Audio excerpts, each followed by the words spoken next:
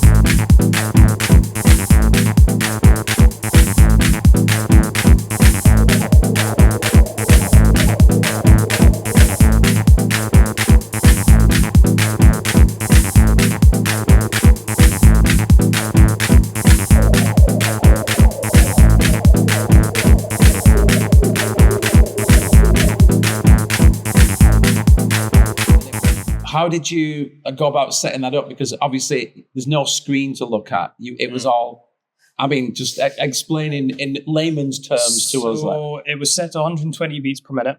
Okay. So 120. So the clock was on TR8, which then translated through to the TD3, and then it translated through to the SH201 with the chaos. Sorry, getting a little bit technical. Go for it, mate. But the chaos oscillator wasn't synchronized, so it had to be played perfectly in time with the other three. But it's basically the TR8 was a bit of a on-the-fly sort of free-for-all, was what was actually going on there. Okay. Chaos Oscillator had like things that are pre-programmed in. Yeah. And then the TD3 had preloaded bass patterns that I was manipulating and just sort of chopping between the two. And then the SH201 again, free-for-all. Amazing. Yeah. No, honestly, it was fascinating to watch. And obviously, like, we didn't know what was sequence or anything like that. So it just sounded like great music. Grand, yeah. So dead happy with that. What's your sort of plans to do?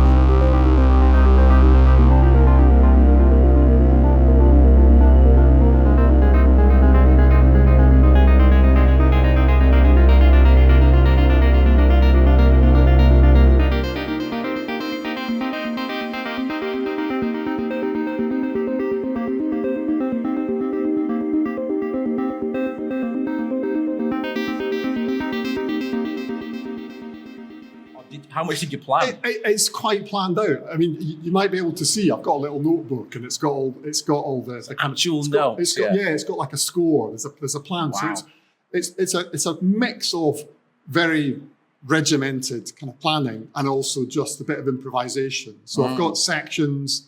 The sequences kind of follow on from one another. Right. So I know the general shape of the set. And then as it goes, I'm tweaking the sound and maybe moving on or moving back in slightly different ways depending on how I feel. Right. Just a quick question that I would ask anyway. Tempo-wise, did you move or not? Yeah. I was just drawn in. I didn't really ever think about it. The first track, I've got to try and remember the number. The first track's, I think it's about 100 BPM or something like that. And the second one's about 124. Yeah. So it kind of shifts up a gear, moves. which I tend to do with the I start off with a bit, kind of ambient wiggly stuff, and then it just like bigger and bigger. And it really did. It really did. I was loving it. But I felt like there was a bit of a tempo journey, but I just wanted to check. So